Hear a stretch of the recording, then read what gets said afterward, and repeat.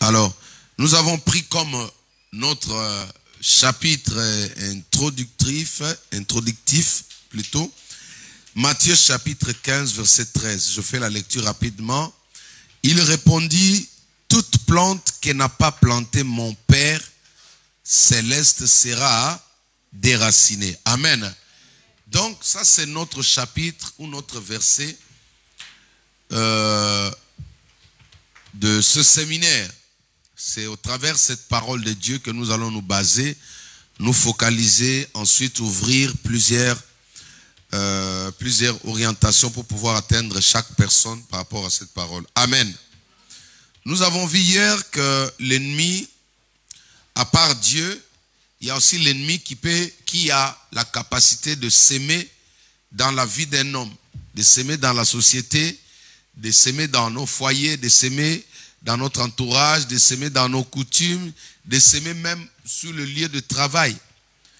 De la même manière que Dieu s'aime dans nos vies, l'ennemi aussi a cette capacité-là de pouvoir s'aimer. Et je déclare que la sémence de l'ennemi n'aura pas d'effet d'influence sur ta vie au nom de Jésus-Christ. Parce que ce message va t'ouvrir les yeux, tu vas comprendre, il va t'équiper. Alléluia. Alors nous avons vu qu'il était possible que l'ennemi, au travers des personnes qui dorment, des personnes qui ne veillent pas, puisse faufiler pour s'aimer, déposer une sémence qui n'est pas de Dieu. Cette sémence s'appelle l'ivraie. Alléluia. Quand on parle de l'ivraie dans la Bible, c'est toute mauvaise sémence ou c'est toute sémence qui tire son origine du diable. Ça s'appelle l'ivraie. Amen.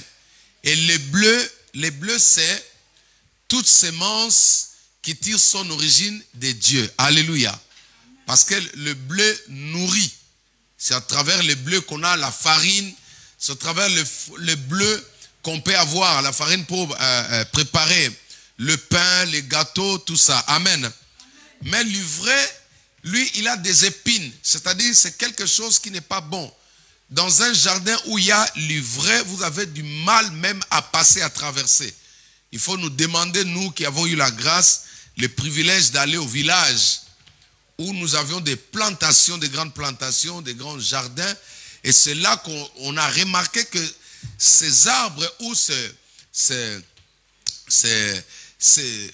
cet arbre, appelons ça arbre, ou cette plante ou plantule, c'est-à-dire elle joue vraiment un mauvais rôle dans un jardin ou dans un champ. Là où il y a l'ivraie, vous avez du mal à avoir même des fruits parce que ces épines détruisent même les bons fruits qu'il y a dans le jardin. C'est pourquoi les jardiniers prennent toujours le temps de soigner leur jardin. Ils font la recherche de l'ivraie. Chaque fois, ils essayent de retirer cela pour le mettre au feu. Alléluia. Et nous avons dit que ça, c'est le travail que l'ennemi est en train de faire actuellement dans la vie des enfants de Dieu. L'ennemi est en train de s'acharner contre l'être humain pour s'aimer sa sémence. Or, la sémence de l'ennemi qui s'appelle l'ivraie, c'est au travers elle que nous remarquons des maladies, nous remarquons des blocages, nous remarquons des infirmités, nous remarquons, c'est-à-dire une fois que cette plante-là a été plantée dans la vie d'une personne, la vie de la personne ne peut pas être stable. La vie de la personne va subir des malformations, des dégradations. Pourquoi? Parce qu'il y a quelque chose qui n'est pas compatible à la nature de l'homme créé à l'image de Dieu. Alléluia. L'ivraie, c'est ce que Dieu n'a pas prévu dans sa pensée quand il créait l'homme. Quand Dieu a dit créons l'homme à notre image, il n'a pas vu l'ivraie. Mais c'est l'ennemi qui est venu à son tour, comme nous avons lu, parce que l'homme dormait, parce que l'homme était distrait, il s'est faufilé, il a sémé sa sémence. Et je prie qu'au travers de ce séminaire, toute sémence satanique, toute plante satanique qui a été sémée dans ta vie sera déracinée, jetée au feu au nom de Jésus-Christ. Laissons pas acclamer le Seigneur notre Dieu. Nous allons aujourd'hui voir l'histoire d'un frère dans la Bible, d'un ami, d'un grand frère, d'une personne, d'un grand personnage qui fait aussi la une, parfois souvent dans nos prédications, du nom de Caïn. Dis avec moi Caïn. Dis avec moi Caïn. Nous allons prendre nos Bibles rapidement. Nous allons lire la parole de Dieu. Je vais aller vraiment un peu rapide pour que nous puissions prier. Nous prenons nos Bibles. Genèse chapitre 4 à partir du verset 1er. Je vais lire au nom de Jésus-Christ. L'homme connut Ève, sa femme. Elle devint enceinte et accoucha de Caïn, et elle dit, j'ai mis au monde un homme avec l'aide de l'Éternel. Elle accoucha encore de son frère Abel. Abel devint berger de petit bétail et Caïn cultivateur, c'est-à-dire intendant. Le même rôle que Dieu avait donné à son père dans le jardin, c'est ce qu'il a fait. Souvent, le fils aîné aime beaucoup copier ce que les parents font. Caïn était comme ça, il était cultivateur. Dieu a dit à l'homme, cultivez-la. Cultivez-la. Voilà. Donc, il a hérité au moins ce que son père faisait. Il était aussi cultivateur. Au bout d'un certain temps, Caïn apporta des fruits du sol comme offrande à l'Éternel. Abel, lui aussi, apporta des premiers-nés de son petit bétail avec leur graisse. L'Éternel porta un regard favorable sur Abel et sur son offrande. Juste une parenthèse avant de passer là, parce que beaucoup de gens se disent que non, Dieu n'a pas grillé Caïn parce que son offrande c'était une offrande qui n'était pas, c'est-à-dire à la hauteur, à la taille. Non, ce n'est pas ça. Le vrai problème, pourquoi Dieu n'a pas grillé l'offrande d'Abel, c'était son cœur. Alléluia. Dieu ne rejette pas les offrandes, mais Dieu regarde le cœur, comme cette femme dans la Bible qui a mis une petite pièce. C'est-à-dire, elle était une femme de basse classe, elle n'avait pas de moyens. Mais alors qu'il y a eu des riches qui l'ont précédée, qui ont donné beaucoup d'argent. Mais Dieu n'a pas été touché, n'a pas agréé. Il a vu le cœur de cette pauvre femme. Parce que c'était l'unique pièce qui lui restait. Mais comme son cœur était disposé, elle le donnait avec sincérité, avec amour. Et son offrande a été agréée par Dieu. Amen. Je ferme la parenthèse, je continue la lecture. Donc, si Dieu a refusé cette offrande, ce n'est pas parce que c'était de fait non.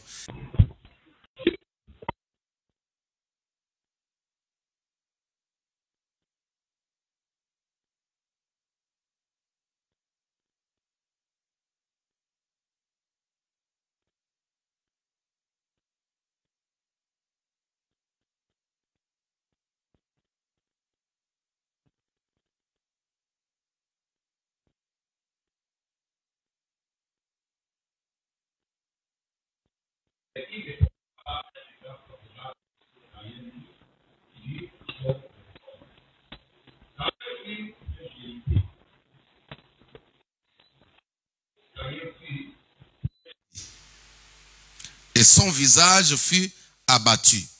Verset 6. L'Éternel dit à Caïn, pourquoi es-tu irrité? Et pourquoi ton visage est-il abattu? Si tu agis bien, tu relèveras la tête.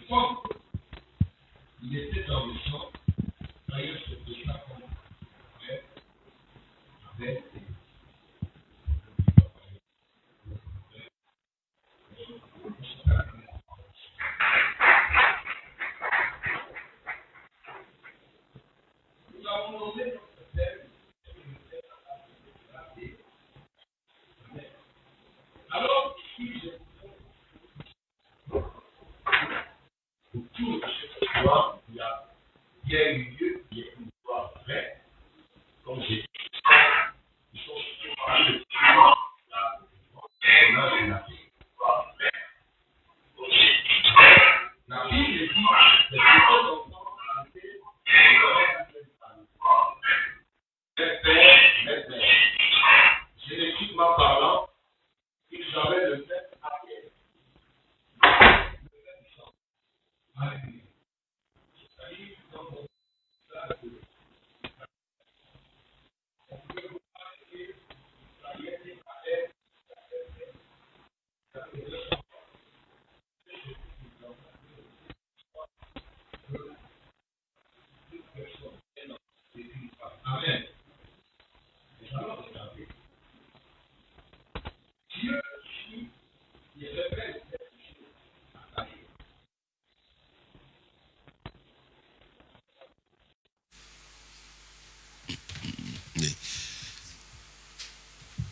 Dieu révèle à Caïn.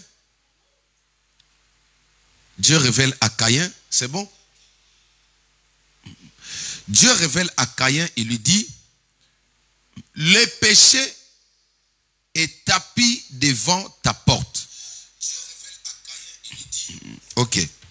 Le péché est tapis devant ta porte. Tapis ici veut tout simplement dire planter, s'aimer devant ta porte.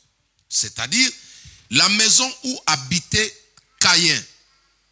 Chez lui, devant son appartement, devant sa chambre à coucher, il y avait un esprit satanique qui montait la garde pour attendre notre bien-aimé qui s'appelle Caïn.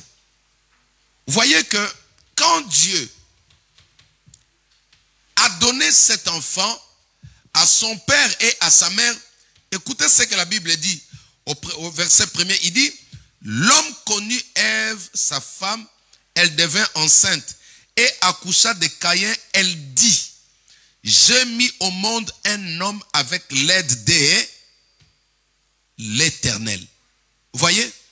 C'est-à-dire, depuis la naissance de notre frère Caïn, il n'y a pas eu de signes négatifs. Il n'y a pas eu de signes de méchanceté. Il n'y a pas eu de signes de colère. Parce que son père et sa mère rendent gloire à Dieu. Ils disent que non, c'est par l'aide de l'Éternel que nous avons pu avoir cet enfant. C'est-à-dire, dès sa naissance, c'était un enfant qui était une bénédiction selon Psaume chapitre 127 à partir du verset 3. Caïn n'était pas un enfant maudit. Suivez-moi très bien. Mais il était un enfant réclamé par le monde des ténèbres. Il était un enfant réclamé par le diable. Le diable en voulait à lui. Il voulait se servir de lui. Et qu'est-ce qu'il a fait? Pour faire de Caïn son instrument, le diable s'est pris la peine d'aller planter devant sa maison une sémence qui s'appelle l'ivraie, comme on l'a dit tout à l'heure. Il s'est pris la peine d'aller s'aimer, planter un arbre ou une plante, une plantule qui s'appelle l'ivraie. Cet arbre s'appelait la colère, il s'appelait la haine, s'appelait l'irritation. Dis avec moi, irritation. C'est une mauvaise chose, c'est un arbre, c'est une plante que Dieu n'a pas sémée dans ta vie, dans ma vie. Quand vous vous sentez chaque fois, vous êtes irrité. Quand vous sentez chaque fois, vous êtes traumatisé, vous sentez une colère qui n'est pas normale. Une colère qui n'est pas une colère d'enfant de Dieu. Vous sentez quelque chose vous pousser à accomplir les desseins du diable. Quelque chose qui vous pousse à faire du mal. Vous vous irritez même à votre propre frère, votre propre soeur. Vous vous irritez envers votre propre femme. Vous vous irritez envers votre mari. Vous vous irritez envers votre propre enfant. Cette sémence-là ne vient pas de Dieu. C'est une plante que l'ennemi est en train de planter dans ton cœur, dans ta vie. Caïn n'était pas un bébé méchant. On n'a jamais mentionné la méchanceté quand cet enfant est né. Personne de ses parents n'a eu cette révélation. D'ailleurs, je vais ouvrir encore une parenthèse. Certaines personnes, surtout les branhamistes, ceux qui suivent les branhamistes, c'est parce que ce sont des personnes qui tapent souvent à côté. Alléluia. Et ils disent que non, Ève avait eu un rapport sexuel avec le serpent. Et puis il a conçu Caïn. La Bible ne dit pas ça. Alléluia. La Bible ne dit pas ça. Parce que quand vous serez face aux branamistes et ils disent ça, ils vont chercher à vous convaincre. Le serpent était serpent. Quand on a dit serpent, il était serpent. Alléluia. Donc Dieu n'a pas cautionné ça. Quand Dieu a placé l'homme dans le jardin, les serpents plutôt étaient là. Je crois que la femelle du serpent aussi était là. Vous voyez? C'est-à-dire tous les animaux étaient en couple. Est-ce que je me fais comprendre? Tous les animaux étaient en couple. Celui qui était solitaire, comme on dit en portugais, celui qui était la pièce unique, c'était l'homme. Alléluia. Et ensuite, Dieu va créer la femme pour l'homme. Donc, il n'y a pas eu de bestialité dans le jardin d'Éden. Ici, la Bible dit, l'homme connut sa femme. L'homme connut sa femme. Genèse chapitre 4, verset 1er. L'homme connut sa femme, Ève, et devint enceinte et accoucha de Caïn. Vous voyez, on n'a pas dit que le serpent connut Ève. Quand tu vois quelqu'un comme ça, c'est un sataniste. Que cela ne t'arrive pas au nom de Jésus-Christ. Donc je disais que cet enfant est né comme tous les enfants normaux. C'est pourquoi quand vous êtes parents et que vous avez des enfants, prenez le temps de sécuriser vos enfants spirituellement par la prière. Tu n'as pas compris ce que j'ai dit. Est-ce que tu sais la raison pour laquelle chaque 8e jour, on devait amener les enfants à l'église, comme on a amené le bébé Jésus le 8e jour, auprès de ces prophètes du nom de Siméon? Ils ont amené l'enfant, pas pour le baptiser, mais pour consacrer un enfant. On doit le consacrer à Dieu dès le bas âge. Regardez-lui.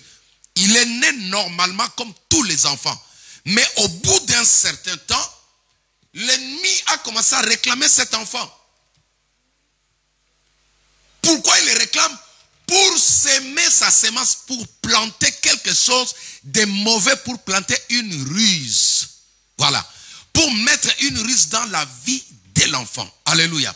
Et cette ruse-là, c'est l'arbre. Il y a des enfants qui sont nés bien. Ils étaient intelligents. C'était des enfants bien. Mais au bout d'un certain temps, l'enfant commence à changer de trajectoire. L'enfant commence à être désorienté. Quand tu remarques ça, il y a une plante qui a été sémée dans la vie de cet enfant. Il faut le déraciner au nom de Jésus-Christ. Dieu lui dit, parce que c'est un Dieu d'amour, il vient dire à Caïn, il dit, il y a une plante qui a été sémée devant ta porte. Et quand on parle de la porte ici, on parle de ton cœur. Alléluia. Devant ton cœur là, il y a quelque chose que l'ennemi a planté. Il y a quelque chose qui veut prendre le contrôle de ton cœur. Il y a quelque chose, il y a une sensation. Il y a quelque chose d'inhabituel. Il y a quelque chose qui n'est pas de ta vie que l'ennemi a planté. Dieu met en garde, Dieu révèle son enfant. Comme ce soir, je suis en train de révéler une personne que le diable est en train de planter. Il veut s'aimer quelque chose dans ton cœur. Tu dois être éveillé. Tu dois te réveiller parce que cet arbre, tu dois la déraciner. Tu dois dire non à cet arbre-là. Sa place n'est pas dans ta vie. Sa place n'est pas dans ton cœur. C'est comme ça que, parce qu'il était distrait, alléluia. Il était distrait, il ne prenait pas le temps de se tourner vers son Dieu. Alléluia. Abel, c'était un adorateur. C'était quelqu'un de passionné. Il aimait Dieu. Il aimait la présence de Dieu. Abel aimait Dieu. Mais lui, ici, le tonton, l'aîné de la famille, c'était quelqu'un, je crois, qui se disait peut-être que non, je suis l'aîné de la famille, j'ai la prééminence, tout va revenir sur moi. C'est-à-dire, il ne calculait pas Dieu dans sa vie. C'est comme ça que, vous savez, quand l'ennemi veut détruire une famille, il tient à regarder la personne qui est distraite. Le diable doit cibler qui est distrait, qui s'éloigne de Dieu dans la maison. Ce sont des proies faciles pour l'ennemi. Ce sont des proies faciles pour des sorciers. Quand dans une maison, l'ennemi veut attaquer la maison, il doit prendre le temps de chercher. C'est comme ça que c'est l'une des tactiques principales que tous les prédateurs utilisent dans la forêt. Quand un lion veut chasser, trouver une antilope, il prend le temps d'isoler une. Ou c'est celui ou celle qui est distraite qui sera sa proie. Vous allez voir que quand le lion se met à poursuivre les troupeaux des antilopes, il va cibler seulement un seul antilope. C'est pourquoi il ne faut pas être distrait dans la vie. Il ne faut pas t'éloigner de Dieu. Il ne faut pas dormir comme on a vu hier. Il ne faut pas dire ça y est, j'ai beaucoup prié. Non. Le jour où tu dis ça y est, parfois c'est ce jour-là que l'ennemi viendra. Dieu dit à Caïn, il a été avisé comme aujourd'hui, l'Esprit de Dieu te parle.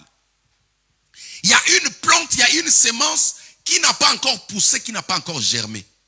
Mais qui se situe devant ta porte.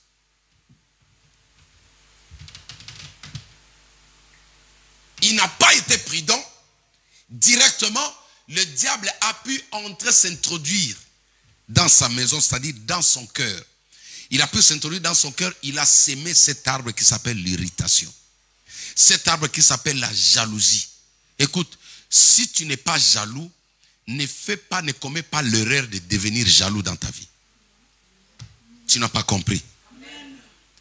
Je répète, si tu n'es pas jaloux ou jalouse, ne commets pas d'erreur de devenir jalouse. Parce que c'est une plante. Pourquoi aujourd'hui les gens s'entretuent? Pourquoi il y a des suicides? Pourquoi il y a des empoisonnements? En fait, la personne était bien. Hein? Quelqu'un a dit, un philosophe a dit, l'homme est né bon, mais c'est la société qui le rend. Hein? Tu peux ramasser toutes sortes des arbres, de plantes dans ta vie si tu n'es pas prudent. Il y a des choses qui ne font pas partie de la vie d'un enfant de Dieu. Tu n'as pas le droit de laisser l'ennemi s'aimer cette plante dans ta vie. Tu ne peux pas laisser l'ennemi planter quelque chose qui n'est pas compatible à la vie d'un enfant de Dieu dans ta vie. Si tu n'étais pas méchant, pourquoi tu deviens méchant actuellement? Ou méchante? Si tu n'as jamais connu la jalousie, pourquoi tu deviens jalouse? C'est une plante qu'il faut déraciner. Parce que le risque, toute plante que l'ennemi sème dans la vie d'un homme, finit par accomplir le dessein du diable. La personne finit par devenir meurtrier. Il a sous-estimé ce que Dieu lui avait dit. Dieu lui a dit, mon fils, il y a le péché qui habite, qui réside devant ta porte. C'est-à-dire devant ton cœur là, à la porte de ton cœur. Il y a un péché qui s'appelle la colère. Il y a un arbre qui s'appelle la colère. Il y a un arbre qui s'appelle le meurtre. Il y a un arbre qui s'appelle la jalousie. Mais il n'est pas loin de toi. Il n'est pas à 10 000 kilomètres, mais il est devant ta porte. Dieu, quand il a vu le danger, quand il a vu que le diable était prêt à s'infiltrer, à s'introduire dans le cœur de Caïn, Dieu est venu. Il a révélé à la personne. Mais lui, il n'a pas pris la chose ou la parole que Dieu lui avait dit au sérieux. Et quand cette sémence a commencé à pousser dans le cœur de Caïn, quand cette sémence a commencé à pousser dans le cœur de Caïn, et Caïn a été influencé, Caïn a été habité par la colère, il a été habité par la rancœur, par la jalousie, par la haine. Il y a des personnes comme ça qui ne supportent pas voir l'élévation des autres. Alléluia. Tu sais, dans la vie, si tu as toujours des personnes qui sont jaloux de ce que tu fais, tu dois te séparer de ces gens-là. Alléluia. Sépare-toi déjà de ces gens-là, mais va prier pour eux-mêmes à distance. Parce que l'origine des meurtres, même de la sorcellerie aujourd'hui, c'est l'irritation. Dis avec moi l'irritation. C'est la jalousie.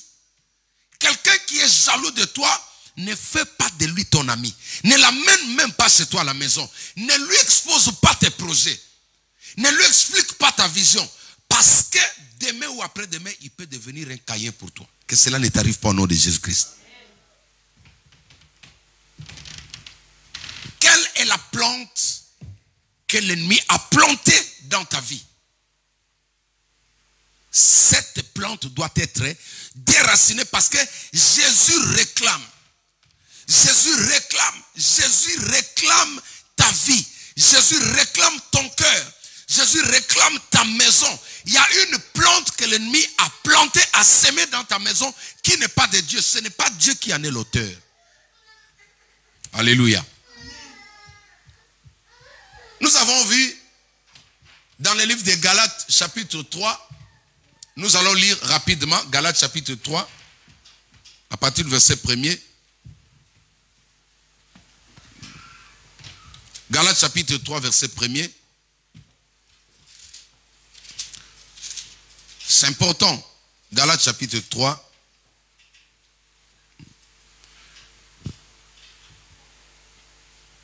À partir du verset 1er. Ô Galates insensés, qui vous a fasciné, vous aux yeux de qui a été dépeint Jésus-Christ crucifié? Voici seulement ce que je veux apprendre de vous. Et c'est en pratiquant la loi que vous avez reçu l'Esprit, ou en écoutant avec foi. Êtes-vous tellement insensé, après avoir commencé par l'Esprit, allez-vous maintenant finir par la chair? Avez-vous fait tant d'expériences en vain? Avez-vous fait tant d'expériences? Avez-vous gêné? Avez-vous gardé la sanctification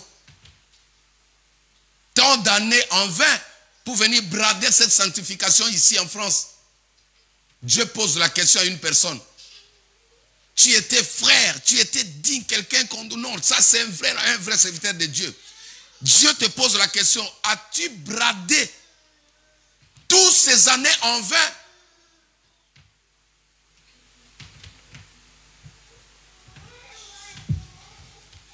Si du moins c'est en vain, celui qui vous accorde l'Esprit et qui opère des miracles parmi vous, le fait-il donc parce que vous pratiquez la loi ou parce que vous écoutez avec foi?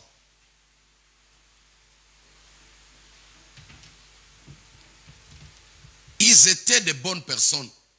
L'église de Galates, comme je vous ai enseigné la fois dernière, c'était des personnes qui craignaient Dieu. Ils étaient les gens des profils de Caïn, nés de nouveau, baptisés, ils prenaient du Saint-Saint. Mais à un certain moment, cette église a changé. Il était méconnaissable. Cette sœur, ce frère était méconnaissable. C'est-à-dire, Paul est étonné d'apprendre le rapport du comportement des enfants de Dieu ou des membres de son église. Cette église, cette extension plutôt l'église de Galatie. Des gens qui priaient, mais qui se sont retrouvés en train de faire des choses qui ne correspondaient pas avec Dieu. Laisse-moi te dire ce soir qu'on peut être enfant de Dieu, né de nouveau. Mais parce qu'on est distrait, on peut subir des malformations. Le diable peut s'infiltrer et s'aimer quelque chose qui n'est pas de Dieu. C'est ainsi ce soir, nous allons prier. Alléluia. Nous allons prier premièrement pour que nous aussi, avant d'attaquer sans prendre à l'ennemi, qu'au-dedans de nous, toute sémence qui n'est pas de Dieu puisse être déracinée. Alléluia. L'ennemi est en train de faire un travail acharné. De la même manière qu'il est venu planter cet arbre peut être un démon. Cet arbre dans la vie d'un homme, d'une femme peut être un esprit humain. Cet arbre que Dieu dit à Caïn qui est planté devant sa maison, ça peut être de la sorcellerie, de l'envoûtement. Mais quand Dieu voit, l'ennemi se prend toujours la peine. Vous savez, dans la Bible, il y a un roi. Dieu devait frapper un roi. La Bible dit que Dieu a cherché qui pouvait séduire ce roi-là. Il y a eu un esprit qui se tient devant Dieu. Il dit, moi je vais aller. Je vais entrer dans la bouche de ces prophètes et je vais les séduire. Est-ce que vous savez que, suivez-moi ici, est-ce que vous savez que même des esprits démoniaques, ce sont des plantes? Un démon il peut se tenir devant toi comme une plante. Parce que Dieu dit à Caïn que le péché, il appelle ça péché. Mais en d'autres temps, il peut dire, il y a un démon d'irritation, un démon de colère qui dort devant ta porte, devant la porte de ton cœur, qui essaie de prendre le contrôle de ta vie. Alléluia. Il y a des esprits comme ça. Aujourd'hui, les sorciers les font. Aujourd'hui, des occultistes les font. Ils envoient l'esprit mauvais, un esprit mauvais, pour se planter dans la vie d'une personne, dans la vie d'un homme. C'est ainsi que il y a eu pas mal des hommes possédés dans la Bible. Il y a eu pas mal des hommes possédés dans la Bible. Romains chapitre 7, verset 23. Je vois dans mes membres une autre loi qui lutte contre la loi de mon entendement et qui me rend captif de la loi du péché.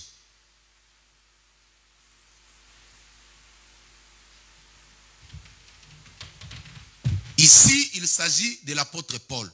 Alléluia. L'apôtre Paul qui a écrit une grande partie des épîtres de la Bible. Il dit qu'il sent au-dedans de lui, il y a une force qui l'attire à obéir à la loi du péché. C'est-à-dire, il n'a pas envie de faire le mal comme Caïn, mais l'esprit que le diable a planté dans son corps, le pouce est tellement plus fort que lui, il se retrouve en train de commettre les abus. Le diable, le monde des ténèbres, sème aujourd'hui de tels arbres dans la vie de plusieurs personnes. Il y a des personnes qui n'étaient pas mauvais ou mauvaises. Il y a des hommes qui n'étaient pas mauvais. Il y a des femmes qui n'étaient pas mauvaises. Mais c'est seulement parce qu'il y a une plante qui a été plantée par l'ennemi. Il y a une sémence démoniaque que le diable a pris la peine de pouvoir planter dans la vie de cet homme. C'est pourquoi, en tant qu'enfants de Dieu, nous sommes appelés à bien vouloir déraciner. Dis avec moi, déraciner. Dis avec moi, déraciner. Déraciner tout ce que le Père n'a pas sémé. Ce que tu ressens de négatif, ce n'est pas Dieu qui a sémé cela. Caïn n'était pas un méchant. Il n'était pas un tonton méchant. Il y a, à part cette influence, il y a des envoûtements. Quand Dieu dit, quand Paul s'adresse à l'église, il dit que vous avez bien commencé. C'est-à-dire, c'était des personnes qui régressaient au lieu d'avancer avec Dieu, ils régressaient. Vous savez que dans nos églises, il y a des gens qui sont envoûtés. Parce que quand je parle de l'envoûtement, ce n'est pas une insulte. Alléluia. L'envoûtement, ce n'est pas une insulte. Mais c'est un état où la personne n'arrive pas à se contrôler, mais bien qu'il est dans le Seigneur. La personne n'arrive pas à contrôler ses impulsions. La personne n'arrive pas à gérer ce qui est dedans de lui, comme Paul l'a connu. Paul le dit ici, qu'il y avait une force au-dedans de lui. Il n'avait pas besoin de se mettre en colère, mais cette force le disait, non, fasse-toi, fasse-toi. Ça s'appelle l'envoûtement. Dis avec moi, envoûtement. Dans nos églises, ça arrive même aux hommes de Dieu. Alléluia. Ce n'est pas seulement toi. Il y a des hommes de Dieu envoûtés. Tout chrétien, tout enfant de Dieu qui est distrait, qui se laisse envelopper par la lourdeur peut être envoûté. Que cela ne t'arrive pas au nom de Jésus-Christ. Alléluia. Quand je parle aujourd'hui, je m'adresse aux enfants de Dieu, aux fils et aux filles de Dieu. Caïn n'était pas le fils du diable, comme le disent nos amis branhamistes, mais Caïn avait son père qui s'appelait Adam. Sa maman s'appelait Ève. Alléluia. Donc il fait partie de la lignée de nos ancêtres. Mais regardez, après, il y a eu une sémence qui est entrée dans sa vie. Il y a aussi des sémences de maladies. Alléluia. Suivez-moi ici. il y a aussi des semences de maladie. Hier, le Saint-Esprit m'avait dit que je vais prier pour l'eau. Aujourd'hui, pour que les gens prennent l'eau. Et au travers de cette eau-là, il va opérer un miracle dans ton corps, dans tes organes. Alléluia. C'est ce que le Saint-Esprit m'avait mis à cœur hier. J'allais le faire après, mais comme je ne sais même pas si on a ça, j'ai vu aujourd'hui, par prudence, vous avez acheté des gobelets. Donc, elles ont acheté sans le savoir, mais c'était le Saint-Esprit qui vous a touché. Alléluia. Donc, nous allons prier pour ça. Pourquoi? Parce que au jour d'aujourd'hui, il y a des personnes qui ont des maladies que Dieu ne reconnaît pas. Alléluia. Vous savez, la Bible dit, Jésus a été frappé, a été blessé pour nous communiquer la guérison. Si Jésus a été frappé, c'était pour sortir tout type de maladies que nous portons aujourd'hui. Mais cependant, il y a des maladies purement plantées par le monde des ténèbres dans la vie des gens. Alléluia. Alléluia. Ce sont des maladies que la médecine ne peut pas guérir. J'ai reçu des personnes qui m'ont dit, je suis allé voir le médecin me dit, je suis en bonne santé. Je dis, ah bon? Le médecin lui dit qu'il est en bonne santé, mais la personne sent de douleur. L'une de mes filles m'appelait aujourd'hui, me dit, papa, j'avais des douleurs, ça dit, je pensais que c'était la carie. Je ne dormais pas. J'avais tellement mal, je suis parti voir mon dentiste. Le dentiste a regardé comme ça, il n'y avait aucun signe de carie sur ses dents. Mais elle ne pouvait pas dormir. Elle ne pouvait pas fermer l'œil la nuit. Elle avait des douleurs, ça fait qu'elle a maigri. Elle a changé de dentiste. La douleur était toujours permanente. Ça, c'est un arbre planté par le diable. Jusqu'au point où le dentiste lui dit, attends, mais je t'ai donné même des antibiotiques les plus efficaces qu'on ne peut pas prescrire. Je t'ai donné ne fût-ce que je vois que tu souffres. Mais quand j'ai diagnostiqué, il n'y a pas des indices de la carie dentaire. Ça, ce sont des plantes que le diable a plantées dans la vie des gens. Beaucoup de gens ont des choses comme ça dans leur vie. Beaucoup de gens ont des maladies, tu changes de médecin en médecin, médecin en médecin. Hôpital, tu as vu tous les spécialistes. Alléluia. J'ai l'une de mes filles encore qui avait des oppressions, des maladies comme ça. Elle a souffert, elle est partie voir même des prêtres catholiques. Quand le prêtre regardait comme ça, souvent il le recommandait, va voir le psychiatre. Elle avait mal, elle souffrait, elle pleurait devant le médecin comme ça. Mais quand le médecin faisait passer la personne dans le scanner, il n'y avait rien, il était intact. Ça veut dire quoi? Il y a un arbre planté par le diable. De la même manière que Dieu plante dans nos vies, l'ennemi aussi peut planter. Un sorcier peut planter quelque chose dans la vie d'une personne qui est distraite. Une personne qui est dans le péché peut tomber victime de ces choses-là. C'est ainsi que, de nos jours, beaucoup de gens sont à l'hôpital, pas parce que Dieu l'a voulu, mais c'est le diable qui l'envoie là-bas. Et quand tu vas à l'hôpital, si tu tombes entre les mains d'un occultiste encore là, là il faut que Dieu fasse grâce. Alléluia. J'ai déjà reçu un cas où c'est l'hôpital qui lui a dit, si tu pries, va prier. Un médecin n'a pas le droit de dire ça à son patient. Si on l'attrape, il peut se faire virer. C'est-à-dire, le médecin a eu compassion de la personne. Il lui dit, écoute, je ne sais pas, mais vous, on sait que vous, les Africains, vous êtes dans des prières ou dans des choses un peu ancestrales, mais je vais te donner un bon conseil. Si tu pries, va prier. Si tu ne pries pas, va voir le charlatan. Ça veut dire quoi? Ça veut dire même le médecin plutôt, il se rend compte que non, cet arbre ici, c'est un arbre qui n'a pas été planté par Dieu. Alléluia. Quelque chose qui est normal, dès que tu passes le scanner, ils vont le localiser. tout ce qui n'est pas visible sur le scanner, c'est la sorcellerie qui a planté, ou c'est le monde mystique qui a planté dans ta vie. Et cela doit être déraciné ce soir au nom des maladies mystérieuses. Tu es en bonne santé, mais tu sens des douleurs. Tu es en bonne santé, tu sens des choses sur ton corps.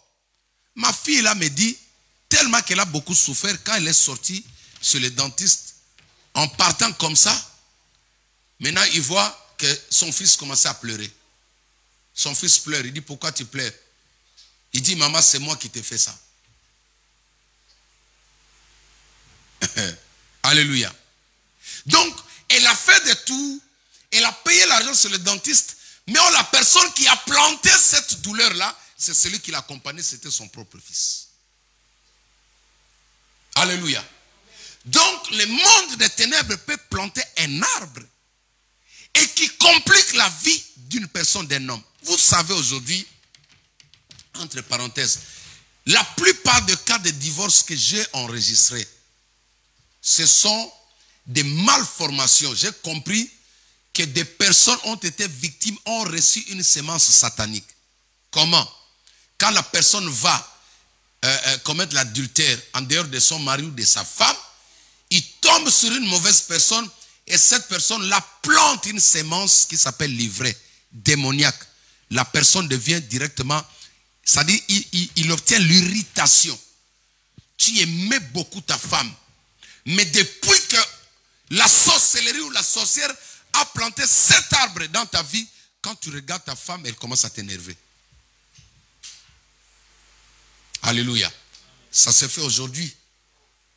La plupart des personnes, surtout des hommes qui ont voyagé en Afrique, il était bien. Il est parti même voir sa propre famille. Je dis bien sa propre famille. Vous qui me regardez à la télé, écoutez. Depuis que tu es parti, c'est ta famille qui t'a donné conseil. Regarde ce que tu es devenu. C'est pourquoi moi je dis toujours, si je veux voyager, je veux partir avec ma femme au nom de Jésus-Christ. Alléluia. Déjà, je suis un homme marié, n'est-ce pas? Donc, je n'ai pas besoin qu'on prépare pour moi bizarrement, non. J'ai quelqu'un qui est là pour faire ça. Alléluia. Est-ce qu'on peut acclamer le Seigneur? C'est pourquoi le vrai homme de Dieu, c'est ceux qui servent Dieu avec leur femme. Ils servent en couple, maman, fille. Un vrai homme de Dieu, il doit être en couple. Les singletons là, ils ne sont pas mauvais, mais il faut voir qu'est-ce que tu vas discuter avec eux. Parce qu'un singleton va manger partout. Un singleton va dormir partout. Un singleton va aller au restaurant comme il veut. Toute personne qui veut t'amener au restaurant, tu y vas. Mais un homme marié, il ne prend pas d'engagement sans pour autant demander la permission de sa femme. Sa femme la sécurise. Et beaucoup sont partis, ils ont mangé. Parce qu'il était seul. Je voyage, oui, ma femme est là. Entre parenthèses, nous avons reçu un homme de Dieu dans les années 93 au pays. Il est venu tenir une croisade, c'est un blanc. Il est venu avec sa femme. La première fois, je vois la femme du pasteur partir au marché avec notre maman pasteur. Maman. C'est-à-dire, elle est partie au marché, elle, la femme du pasteur. Quand la maman pasteur, c'est-à-dire notre maman pasteur, Octavie, que je salue en passant, voulait aller faire le marché pour préparer pour le pasteur qui vient d'arriver, sa femme aussi a pris un sachet. Mais parfois, les femmes blanches, elles sont plus cool que nos femmes à nous. Hein. Elle a dit non, c'est moi qui va préparer pour mon mari. Alléluia. Elle est partie avec son mari, elle est en Afrique, mais en Afrique, c'est toujours elle qui prépare pour son mari. Vous savez pourquoi?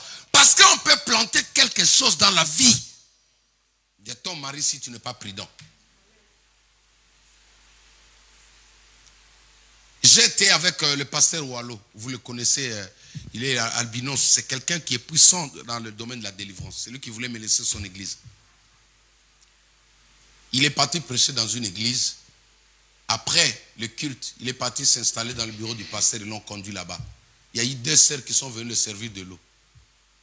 Il a posé, bon, lui c'est quelqu'un qui est un peu un franc-parler, qui est un peu trop dur là. Il demande aux sœurs, il dit, vous êtes qui? Les sœurs étaient bien habillées en mini, tout ça, voilà. Vous êtes qui? Il dit, non, je suis la sœur de l'intercession. Et toi, la sœur de qui? Il dit, sortez avec de l'eau là. Maman, je vous dis la vérité. La plupart des hommes de Dieu sont devenus prudents. Vous pensez que les pasteurs qui tombent là, ils tombent parce qu'ils étaient coureurs de jupons. En une seconde, on peut s'aimer quelque chose, la vie de la personne bascule. Il devient impudique. Il était sérieux, il devient impudique. Alléluia. Il commence à regarder les enfants qu'il appelait des enfants, commencent à devenir le poids pour lui.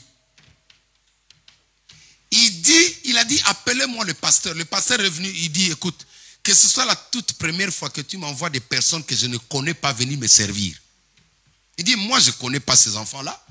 Et s'ils mettent du poison à l'intérieur, parce qu'aujourd'hui les hommes de Dieu sont poursuivis, s'ils arrivent à t'atteindre spirituellement, ils peuvent même empoisonner. Voilà la raison pour laquelle ce n'est pas seulement parce qu'il a la haine, mais c'est une prudence. Quand on ne connaît pas une personne, c'est comme moi là. Quand je ne connais pas la personne, ici à l'église, je ne prends pas. Un moment terrible. Quand je ne connais pas la personne, par exemple, il y a une fête ici. Une personne débarque, et puis il se lève, il va prendre, vous êtes là, vous ne faites rien. Vous regardez, il y a une sœur qui sort, va prendre la nourriture, et dit, pasteur, je vais vous servir. Et vous laissez ça aussi. Vous voyez comment les hommes de Dieu sont en train de... Il faut veiller sur ces choses-là. Parce que l'ennemi est à la quête. Quand ton pasteur est propre là, lui n'est pas content. Quand tu as un pasteur qui craint Dieu, ils ne sont pas contents. Quel est leur désir? Non, on doit s'aimer. Il faut que ce que nous on a là, on doit le s'aimer aussi en lui. Un jour, le Seigneur m'a ouvert les yeux. J'ai vu des hommes assis comme ça. Il y avait un qui disait, je vais tout faire pour salir sa réputation. Heureusement que le Saint-Esprit s'est protégé, s'est gardé notre réputation. Vous voyez, vous avez vu la tempête qu'on a reçue récemment là. Les gens ont tout dit sur nous. Hein? Mais pour montrer que c'était le diable, vous êtes là. Est-ce que vous pouvez acclamer le Seigneur? Ce n'était que du mensonge parce que j'ai vu ça, maman, j'ai vu ça une année avant. J'ai vu des gens assis dans les ténèbres. Il y avait un qui était debout. Il dit, je vais tout faire pour salir sa réputation. Parce que moi, je vis de la réputation. Alléluia. Je sais respecter les gens. Je sais mettre les gens à leur place. C'est ça mon secret. Et quand tu respectes les gens, tu ne vas pas faire d'autres prières. Les gens vont penser à ta place. Ils vont penser du bien à ta place. Parce que tu les considères. Tu les mets à leur place, c'est fini. Ça, c'est la clé. Au lieu de demander, non. Quand tu respectes les gens, ils vont te faciliter beaucoup de choses. C'est-à-dire, les gens se disent non. La personne dit, je vais tout faire. J'ai entendu la voix, j'ai reconnu la voix. Et depuis ce jour-là, j'ai doublé les yeux. Alléluia. Donc quand je suis devant la personne, je regarde tout ce que j'ai dit. Tous mes mouvements sont contrôlés. Parce que Dieu m'a déjà montré. Comme il avait montré à Caïn. Le diable est à la quête. Il doit s'aimer soit une maladie. Soit vous n'avez jamais entendu de témoignages. Quelqu'un qui était sidatique. Mais au travers d'une prière, le sida a disparu. C'est venu d'où? Il y a quelqu'un qui a sémé. Aujourd'hui, il y a des femmes qui ramassent le cancer d'utérus. La femme était en bonne santé. Ce n'était pas une femme instable. Mais vous entendez l'hôpital diagnostiqué dire que non, elle a le cancer, mais ça provient d'où? Il y a quelqu'un qui a planté cela. Jésus-Christ peut le déraciner dans ta vie au nom de Jésus. Ça dit, le monde est comme ça. Il faut user de certaines prudences. Quelqu'un que tu ne connais pas ne peut pas t'inviter au restaurant. Et tu manges comme si tu étais en jeûne de 40 jours à sec. Alléluia. Hein, Susantina? Quelqu'un que tu ne connais pas te prend comme ça dans la rue. Non, je vois de vous, c'est Ice-T. Pourquoi vous riez là-bas, vous trois là? Alléluia. Est-ce que vous aimez Ice-T? Et maintenant, dans des moments comme ça, quand tu vois l'Ice-T là, il respire, il transpire comme moi là. Tu vois la bouteille d'Ice-T là, il a des boules de... voilà, tu te dis, oh là, Ice-T, Ice-T, Ice-T. Et tu pars. Quand tu prends de l'Ice-T, il y a une plante qui est sémée en toi. Que cela ne t'arrive pas au nom de Jésus-Christ. Le diable est à la quête. Comment détruire la vie même d'un enfant de Dieu? Il faut s'aimer d'abord quelque chose en lui ou en elle. Des mariages se détruisent, mon frère. Ça se détruit comme ça. Ici à l'église, tout le monde sait que le pasteur a déjà eu un sous-vêtement magnétique. J'appelle ça magnétique. Parce que le sous-vêtement a été bien travaillé. Il y avait une plante à l'intérieur qui s'appelait l'irritation. Quand je mettais un cadeau, en plus, les jours de ma consécration, ils n'ont pas peur, hein, maman, fille. Les gens de ténèbres là, maman, ils n'ont pas peur. Un couple venait de célébrer leur mariage. Un prophète leur a dit, ne prenez pas les cadeaux après la fête, n'allez pas avec ça à la maison sans prier. Et ils n'ont pas écouté. Quand ils ont pris les cadeaux, ils ont ramené à la maison. Quand ils ont ouvert tous les cadeaux, le soir là, ils ont commencé à discuter et divorce. Ils ont divorcé. Un jour seulement du mariage, une nuit, le soir, nous on va regarder. L'ennemi est comme ça. Vous pouvez être bien, mais si vous n'êtes pas prudent, il a juste besoin de s'aimer quelque chose. Alléluia. Nous allons prier pour détruire toutes ces choses-là. Les maladies mystérieuses. Beaucoup des enfants de Dieu sont en train de souffrir aujourd'hui, même dans les hôpitaux. C'est pourquoi moi, quand j'entends des choses comme ça, je dis non. Toutes les personnes qui sont venues ici me dire des choses bizarres, je dis non, ça c'est pas pour toi. Si toi tu as dit oui, moi je dis non. Tout à l'heure là, il y a eu encore l'une de mes filles qui vient de m'appeler, dit papa, j'étais voir le médecin me dit que non, il va me couper. J'ai dit non, il y a pas, tu ne vas pas couper. On ne coupe rien, tu restes intact. C'est la chose là qui va être coupée. Mais toi, ton corps, il va rester tel que Dieu t'a créé. Dieu n'a pas planté cette maladie en toi. Dieu n'a pas planté cette douleur-là. Ça ne vient pas de Dieu. Non. Ça ne vient pas de Dieu. Ça ne vient pas de Dieu. Il y a des personnes aujourd'hui qui jouent le rôle du diable. Quand ils te regardent comme ça, ils disent non, cet enfant a une grande toile. Qu'est-ce qu'il faut faire? Il faut essayer de s'aimer quelque chose.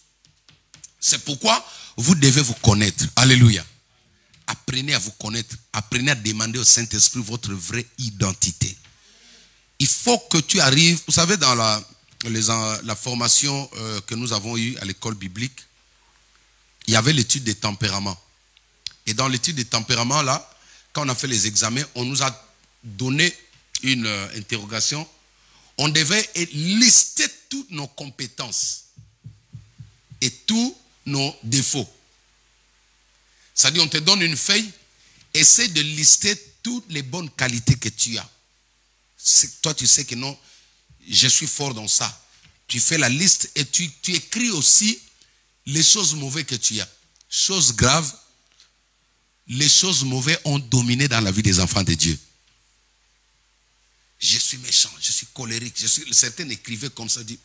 Bon, à la fin, la personne qui était en train de sanctionner les examens, là, il dit, mais moi je pensais que je vais entendre une personne qui parle bien de lui. Beaucoup de gens ne se connaissent pas. Apprends à te connaître. Pourquoi? Les jours où quelque chose qui n'est pas de ta nature viendra te solliciter, tu diras non, ça c'est pas pour moi. Tu n'as pas compris. Alléluia. Tu vois, moi je suis quelqu'un de généreux. Alléluia. Si un jour je sens de l'orgueil commencer à venir, hein, je sens l'envie de bouder les gens, je sens un peu des mauvais mots. C'est comme chez moi là-bas. Chez moi, les gros mots n'entrent pas. Même quand c'est un adulte qui entre chez moi, peu importe là, si tu sors un gros mot, moi je te reprends, même si j'étais dans la salle de bain ou dans les toilettes. Je te dis directement qu'ici, on ne dit pas ça. C'est comme ça que si tu viens chez moi, tu sors quelque chose qui n'est pas bon, mes enfants vont courir, ou bien vont faire ah, alléluia. Parce que c'est comme ça. Je connais ma maison. Alléluia. Je connais les verbes, les mots utilisés dans ma maison. Tu dois apprendre à te connaître. Connais tout ce que tu as de bon. Comme ça, le jour où le diable voudra planter quelque chose qui n'est pas de Dieu, tu sauras facilement les déraciner. Alléluia. Je vous ai parlé dernièrement de cet esprit-là, cette oppression d'araignée, de toile d'araignée. Tout à l'heure, on a parlé avec le frère Gloria. Il me dit qu'il a été attaqué aussi par rapport à ça. L'une de mes filles m'a appelé aujourd'hui. J'étais au bureau, elle me dit, papa, quand je priais, Dieu m'a montré, il y avait plein d'araignées dans ma maison. Plein d'araignées dans ma maison. Alléluia. Quand elle m'a dit ça, j'ai dit, waouh. Alors que moi, depuis un certain temps, je ressentais ces choses-là. Au niveau du travail, quand tu marches, tu sens comme si tu as traversé là où il y avait le toile d'araignée. Vous comprenez? Jusqu'à ce que le Saint-Esprit m'a montré. Le dimanche là qui vient la nuit, j'avais ressenti ça. J'ai dit non, c'est pas normal ça. J'étais seul ici à l'église, aux environs de 3 heures, je priais, j'ai dit non, je ne peux pas ressentir ça. Et je me suis mis à méditer, demander le discernement ne venait pas. Quand j'ai pris la voiture pour aller chercher la sœur Sandra et ses enfants, quand je me suis engagé sur l'autoroute, c'est là que j'ai écouté maintenant la voix du Saint-Esprit venir. Il me dit que ces attaques-là, elles viennent pour il vient pour couper le réseau, pour t'empêcher à recevoir ce qui vient de l'autre côté. Elle peut faire d'une personne, rendre quelqu'un un pauvre. Le frère Gloria m'a dit que lui, quand il ressentait ces oppressions-là, au niveau du travail, il avait de sérieux problèmes. Et ça concorde avec ce que moi j'ai connu ces derniers temps. Et cette sœur me dit qu'elle a vu ça. C'est quelque chose que le diable est tenté de planter dans la vie de beaucoup de gens.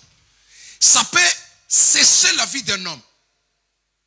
Ça peut vous créer des problèmes.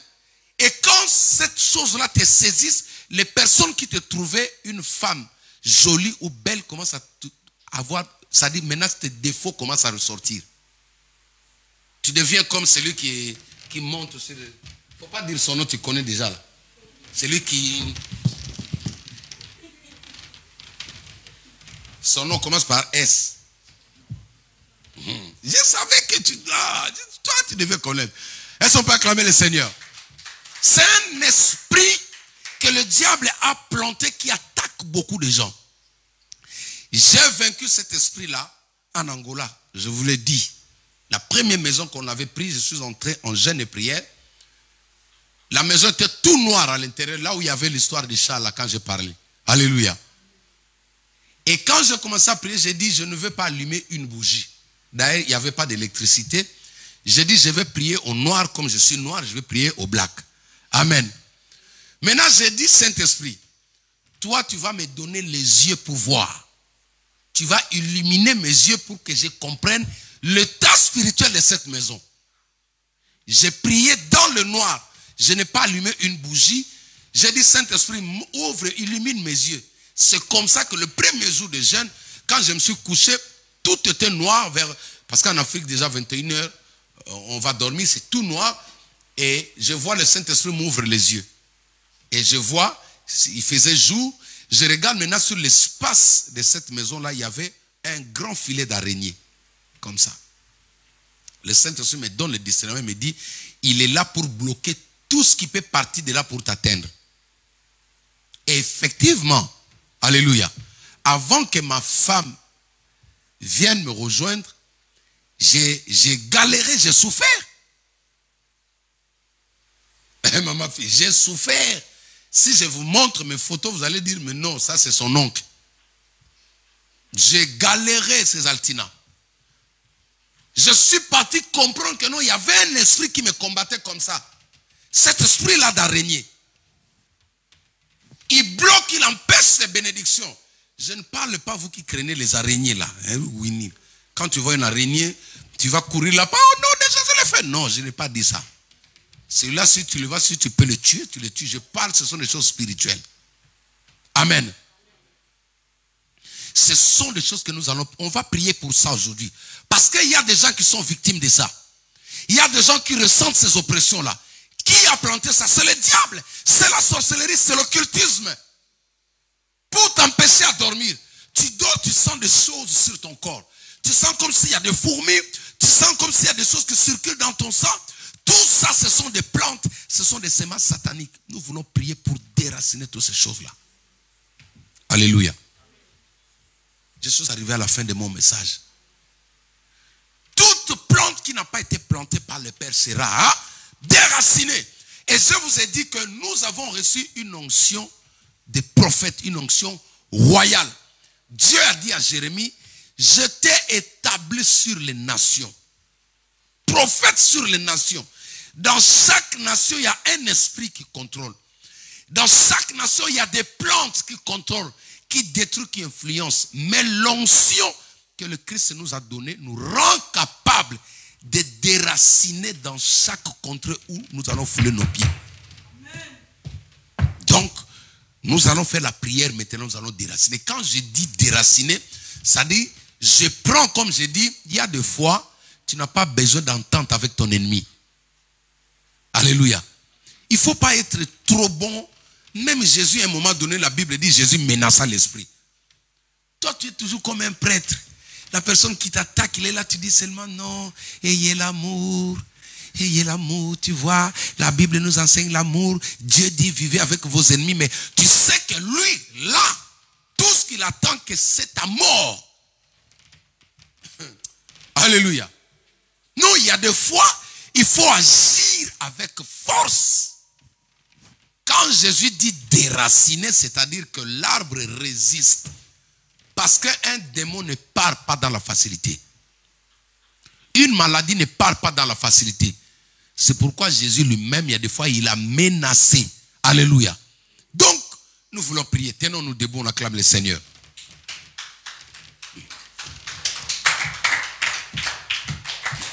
Nous voulons prier, même ceux qui nous suivent à la maison, les gens ont des problèmes. Les gens ont des problèmes tels que le Saint-Esprit m'avait mis à cœur. Les gens ont des problèmes. Les gens marchent avec des problèmes. Les gens marchent. Les gens marchent avec des maladies. Il y a certaines maladies qui sont devenues normales. Tu veux faire de ça quelque chose qui est lié à ta vie alors que Dieu ne te voit pas avec ça. La Bible dit, je souhaite que tu prospères à tous égards.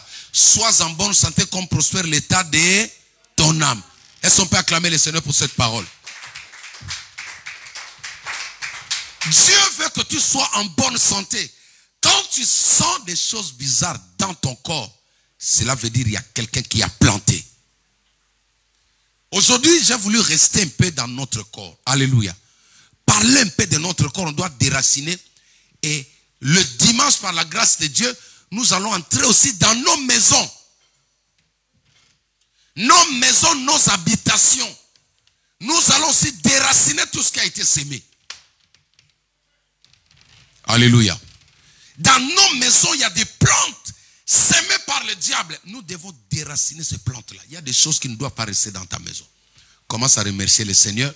Pendant ce moment, je vais inviter l'homme de Dieu, le frère Gloria. Nous allons prier ensemble avec lui. Mais je voudrais vraiment, il va prendre l'un des micros ici. Je veux que ce soir, tu puisses prier. Alléluia. Et quand on prie, quand je dis nous allons taper les mains, il faut taper les mains. Tu sais, quand tu tapes les mains comme ça, dans le monde des ténèbres, ce sont des bombes qui sont en train de retentir là-bas. Alléluia. Et quand on dit déraciner, tout ce qui n'est pas de Dieu dans ton corps, tout ce qui n'est pas de Dieu dans ta vie, tu dois les virer. Jésus a dit, tout arbre, toute plante qui n'a pas été plantée par mon Père, doivent être déracinées. Alléluia. Ne laisse rien sur tes plaies. Si tu as des sensations que tu ressens aujourd'hui, qui n'étaient pas habituelles, tu dois te séparer de ça. Ta manière de prier, ta manière de proclamer va déterminer ta guérison, va déterminer ta libération. Jésus a dit, voici je vous ai donné le pouvoir de marcher sur les serpents, sur les scorpions, sur toute la puissance de l'ennemi. Et rien ne pourra vous faire du mal. Une autre chose, quand tu chasses ce démon, tu dois croire que lui, à son tour, il ne peut pas te faire du mal. La sœur qui m'avait appelé m'a dit, papa, ils sont nombreux. Je les ai vus, ils étaient nombreux. J'ai dit, mais Dieu n'a pas besoin que nous puissions être nombreux pour gagner la bataille. Notre Dieu, c'est le diable qui a besoin d'avoir plusieurs personnes. Comme un cas de la sorcellerie que j'avais reçu, il me dit que non, lui, son père est en train de chercher des renforts. Il cherche des renforts pour venir attaquer, pour attaquer les pasteurs, pour attaquer l'église. J'ai dit, mais nous, on n'a pas besoin d'aller chercher des renforts. Dans notre armée, Dieu a juste besoin d'une seule personne. Dieu a juste besoin d'un David. Si tu es David, tu vas faire fuir l'armée des Philistins devant Israël. Amen. Tu n'as pas compris. La Bible dit, ils te feront la guerre au pluriel. Ils te feront la guerre, mais ils ne te vaincront jamais. Hier, je t'ai dit ça, non? Je ne t'ai pas dit ça. Tu n'avais pas suivi. Je t'ai dit, ils te feront la guerre. C'est-à-dire, le nombre de sorciers ne leur donne pas le pouvoir sur toi. Parce que d'ailleurs, ils ne viennent que nombreux. Quand tu regardes dans la Bible, le diable n'attaque en masse. Et quand tu le vois venir nombreux comme ça veut dire qu'ils reconnaissent que tu es plus fort que eux. Ça, c'est la révélation que je te donne. Si tu es combattu par plusieurs personnes, c'est-à-dire que tu es plus fort que eux. Maintenant, au fait, tu peux comprendre que tu es plus fort en comptant le nombre de personnes qui te combattent. Est-ce que quelqu'un saisit ça? Maman, si tu es combattu par 20 personnes, comprends que tu es un poids lourd. Parce que si tu n'étais pas plus fort que eux, ils allaient envoyer une seule personne. Tu vois, ils savent que s'ils envoient une seule personne, tu vas l'écraser. Ils savent que si lui-même là, le commanditaire, il vient, tu vas le tuer. Écoutez, si Pharaon était plus fort que Moïse, il allait suivre les enfants d'Israël lui seul.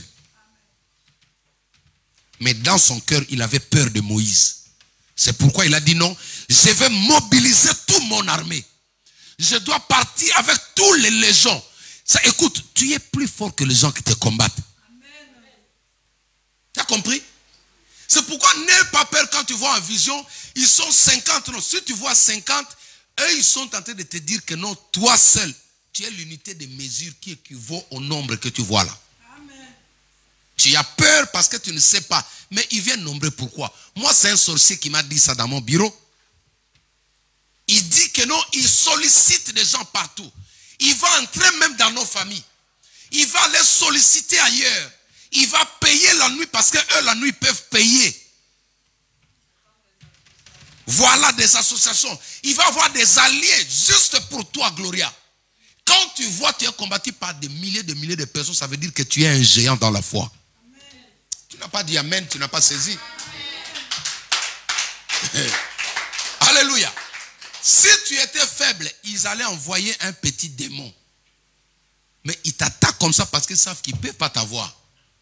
C'est pourquoi ils vont chercher des associations. Mais malheureusement pour eux, la Bible me dit, ils te feront la guerre, mais ils ne te vaincront. Hein? Tu n'as pas dit, ils te feront la guerre, ils te vaincront. Hein? Jamais tu seras vaincu. C'est pourquoi le nombre de sorciers ne doit pas t'effrayer. Le nombre de démons ne peut pas t'effrayer. Élisée était en train de rire quand il a vu les militaires syriens entourer la maison. Lui il riait. Il était lui seul. Son serviteur était paniqué. Alléluia. Toi seul, tu peux tuer une multitude de sorciers, même des démons. La Bible dit, en ce qui concerne Israël, il dit l'un chasse 1000. L'un chasse 1000. Un seul enfant de Dieu a la capacité de chasser 1000 sorciers. Maintenant, toi, tu as affaire à 2. Tout ça, tu dois mettre ça dans ton cœur. Alléluia. Je vous ai parlé avant-hier, j'expliquais à mes enfants bien que j'avais peur. Le pasteur, l'apôtre Aïdi Nabala, qui est déjà décédé, lors de son croisade à Kinshasa, il a fait une prière avant le croisade. Il dit, Père, il dit, je stoppe tous les démons de la ville là. Aucun démon ne va circuler. Ni bouger à gauche, à droite. Tous les démons sont immobilisés. Et il a fait la croisade, il y a eu autant de miracles. Idaous allait s'agenouiller devant lui. Il était tellement puissant, il dit Nabala. Alléluia. Son problème, c'est qu'il n'a pas écrit le livre. Un homme puissant, les Américains ont tenté de le convaincre pour lui donner la nationalité qui devient américain. Il a refusé. Et quand il est mort en Afrique du Sud, tous les malades qui étaient dans les pavillons, sont sortis, ont reçu la guérison. Quand il a rendu l'âme, tous les malades et les sidatiques qui ont été guéris sont rentrés chez eux. Et cet homme de Dieu, après la croisade, il a fini, il est parti dormir chez lui. Pendant qu'il se couchait sur le lit, il entend sur le toit de la maison, comme s'il y avait des pigeons, des oiseaux. La nuit, il dit, mais c'est quoi ça? Il dit, Seigneur, mais tu sais que je viens de servir, je suis fatigué, laisse-moi quand même dormir. Vous voyez, laisse-moi quand même dormir. Oui, je vais poser ici. Laisse-moi quand même dormir. Le Saint-Esprit lui dit, regarde bien. Il ouvre les yeux, il regarde tous les démons de la ville là, collés sur le mur de sa maison là, sur le plafond. Regardez-moi ici. Les démons étaient collés. Maintenant, il pose la question à celui qui était le chef de file. Il y a toujours eu un. Ils sont organisés. Hein? Vous voyez dans la vie de cet homme-là, celui qui parlait là, c'était le chef de file. Il a dit, je suis légion. Ça veut dire nous sommes nombreux. Ils ne parlent pas tous. Il y a toujours un qui commence par parler. Il dit, qu'est-ce que vous voulez? Moi, je dois dormir. Ah non, mais il y a des dimensions dans la foi. Alléluia. Il dit au démon, mais moi, je dois dormir. Vous voulez quoi? Et le chef de file lui dit, non, mais tu nous as attachés. Tu nous as attachés avant ta croisade. On n'a pas pu envoûter les gens pendant le croisade. On n'a pas pu s'aimer la maladie. On est resté attachés. Maintenant, tu pars dormir, mais laisse-nous, libère-nous parce que notre temps n'est pas encore arrivé. Ils connaissent leur temps. Est-ce que tu peux acclamer le Seigneur pour ça? Un seul homme a menotté tous les démons de la capitale. Un seul homme. Tu es puissant. Je n'ai pas entendu le problème. Tu es puissant, Césaltina. Que personne ne te dise que tu es faible devant ce sorcier-là. Tu peux faire une prière, tu vois dans ton immeuble là, tu dis personne ne va sortir aujourd'hui. Ils ne vont pas sortir. Le matin, quand tu vas sortir, tu vas voir les autres ne vont pas te dire bonjour. Tu vas dire bonjour. Ça veut tout dire. Ça veut tout dire. Il veut dire, c'est à cause de toi que je ne suis pas parti. Parce que nous, on ne connaît pas ces dimensions. Tu peux paralyser ce secteur-là. Lui, il a fait comme toute la capitale. Les démons sont partis le supplier. Tu vas nous laisser comme ça? Nous, on doit opérer. Comme Jésus, ceux qui ont supplié Jésus. Il dit, notre temps n'est pas encore arrivé. Envoie-nous. On t'a supplié même chez les porcs là. Ils ont demandé. Ils ont fait une prière et Jésus a exaucé. Et ces porcs-là sont morts. Ceux qui sont aujourd'hui n'ont pas de démons là. Tu peux manger. Au nom de Jésus-Christ.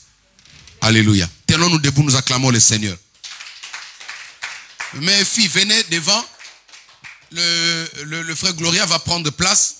Moi, je serai au piano là-bas. Nous allons prendre d'abord un chant de louange, un chant de feu. Alléluia. Nous allons chanter, on va taper les mains. On va évoquer le feu de Dieu. Et quand je vais annoncer le signal, tu pries en tapant les mains comme ça. Même les enfants, même Jeden. Tu as compris? Tu tapes les mains et tu arraches tout ce qui n'est pas de Dieu. Tout ce qui n'est pas de Dieu dans ta vie. Toute sémence que le diable a sémé dans ta vie, que ce soit une maladie, ce qui te tourmente, aujourd'hui tu dois le jeter dans le feu. Amen. Donc nous allons nous tenir debout. J'invite l'homme de Dieu, notre frère, pendant qu'il arrive, on acclame le Seigneur.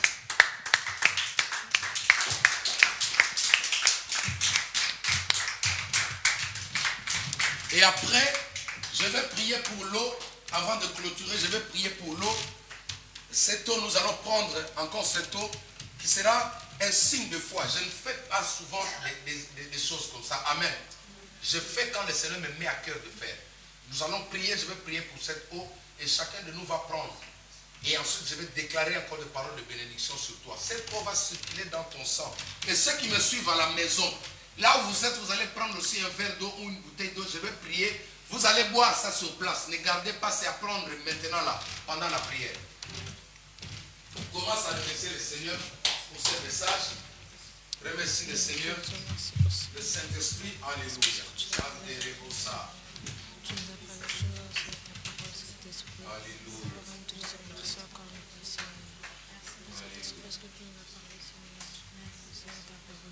Alléluia. Est-ce que tu peux lever la voix? Remercier le Seigneur pour ce message. Aujourd'hui, nous allons déraciner. Nous allons déraciner. Alléluia. Alléluia. Alléluia, Jésus. Alléluia, Jésus. Alléluia, Jésus. Alléluia. Remercie les seigneurs, remercie les seigneurs. Alléluia.